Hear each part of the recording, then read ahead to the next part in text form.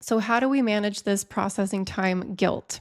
First of all, remember that this is your way of processing information, and that is okay. It doesn't have to look the way that it does for anybody else.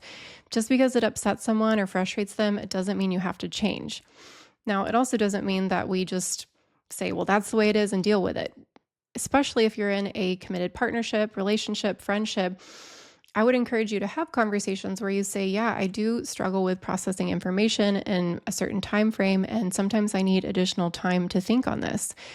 Let's say you're at work and your boss is asking for a decision about a project. You could say, hey, I'd really like to spend some more time thinking about this so I make the best decision possible. Can I get back to you tomorrow?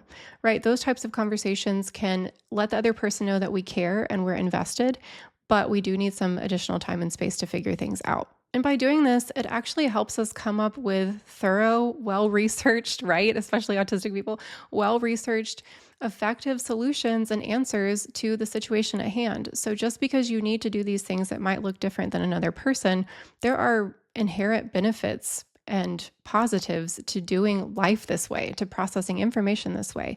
It actually gives us more time and space to think deeply and formulate an effective solution and outcome for the situation at hand. Also, in terms of navigating this processing time guilt in your own life, I encourage you not to compare yourself to other people. Everyone is different. Everyone processes information differently. You're not doing it wrong as an autistic person. It just requires a little bit of extra grace, maybe some time and energy to figure out your patterns and to learn how to communicate those with other people. So I've written down some other examples here. I mentioned the work example of asking for more time to make a decision. Here are some other things, some other questions or phrases that you could share whenever you're feeling like you need more time to process things. One thing you could say is, I need some more time to think about this. Is it okay if I get back to you tomorrow? You could say, I'm not sure why, but I'm feeling confused about this right now, and I need some time by myself to sort this out. That's totally appropriate. You don't owe anybody an explanation or justification. You could say, I hear what you're saying and understand that we need to make a decision about this.